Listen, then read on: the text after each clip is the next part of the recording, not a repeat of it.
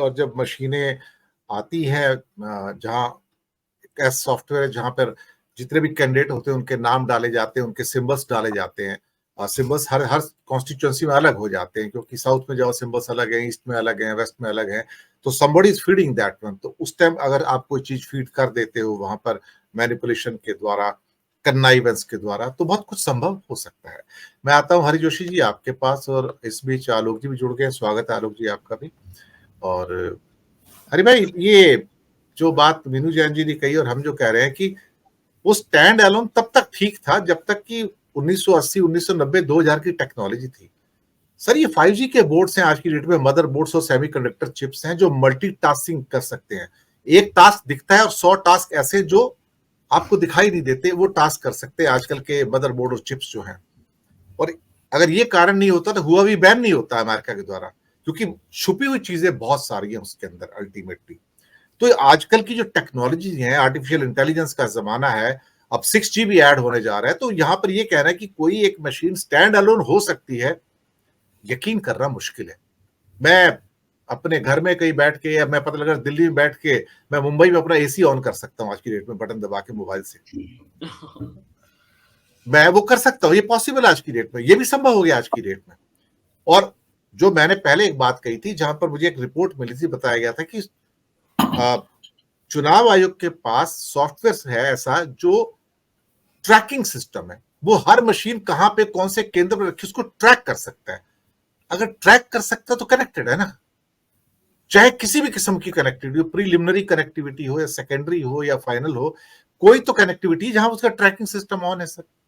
तो हरिशंकर जी, समस्या तो बड़ी है, पूरी दाल ही काली है यहाँ तो। जी जी, दाल ही काली है। मैं सबसे पहले अपना एक्साइटमेंट नहीं रोक पा रहा हूँ। बहुत सालों बाद मैंने आलोक जी को देखा है, और थोड़े से ये बुढ़ा गए हैं और मैं थोड़ा अभी जवान हो गया हूँ। आलोक जी नमस्कार। तो सर, ऐसा है कि सारा खेल जो है वो टेक्नोलॉजी का नहीं है, खेल नैरेटिव का है। टेक्नोलॉजी के साथ नैरेटिव भी बनाया जाता है। देखिए, अगर ईवीएम आज की तारीख में इस बात को कोई मान नहीं सकता, जो थोड़ा भी प्रबुद्ध है या टेक्नोलॉजी का साक्षर है या पढ़ने लिखने वाला व्यक्ति है, वो ये नहीं मान सकता कि वो हैक हो सकती है। हर चीज हैक हो सकती है। मैं आपको बताऊं कि हम लोग व्हाट्सएप कॉल किया करते थे और ये था कि व्हाट्सएप कॉल हैक नहीं हो सकती, लेकिन यकीन मानिए व्हाट्सएप कॉल हैक हो सकती है, रिकॉर्ड हो सकती है, चैट रिकॉर्ड हो सकती है, और ऐसा कोई चीज नहीं है जो नहीं हो सकती। उसके लिए पैगासस की भी जरूरत नहीं है। ऐसी संचार विभाग के पास में टेक्नोलॉजी है, सर्वर है। मैं इसे बहुत ऑथेंटिक रूप से बता रहा हूं आपको, क्योंकि मेरे कुछ परिचित हैं जो इस तरह के विभागों में हैं, और आपके तो बहुत होंगे। तो ऐसी कोई चीज नहीं है जो जिसमें मदरबोर्ड हो और वो हैक ना हो सकती हो, कनेक्ट ना हो सकती हो। उसका कुछ ना कुछ तो है। और दाल काली नहीं है, पूरी काली है। तो एक तो बात ये रही। दूसरा ये है कि होता क्या है, आप देखिए कि अगर कनेक्टिविटी है, जैसा आपने कहा कि चुनाव आयोग ये पता लगा सकता है कि मेरी मशीन कौन सी कहां है। फिर चुनावों के बाद कुछ मशीनें कूड़े के ढेर पर पड़ी पाई जाती हैं, कुछ कहीं लावारी झाड़ियों में मिलती हैं, कुछ बीच में देरी से पहुंचती हैं। तो जब वो ट्रैक कर सकता है तब मतलब तो ट्रेस क्यों नहीं होती वो कहाँ है। वो अचानक से कोई व्यक्ति आकर इन्फॉर्म करता है कि वो वहां पड़ी हुई है कचरे के ढेर पर, तब पुलिस और प्रशासन एक्टिव होता है और जाता है, और फिर वो कुछ कहानी भी बना देते हैं कि ये इस्तेमाल नहीं हुई थी, ये इनका चुनाव प्रक्रिया में कुछ इनकी इन मशीनों की भागीदारी नहीं थी। कुछ ऐसे ही कहानी आपको सुनने को मिलती है।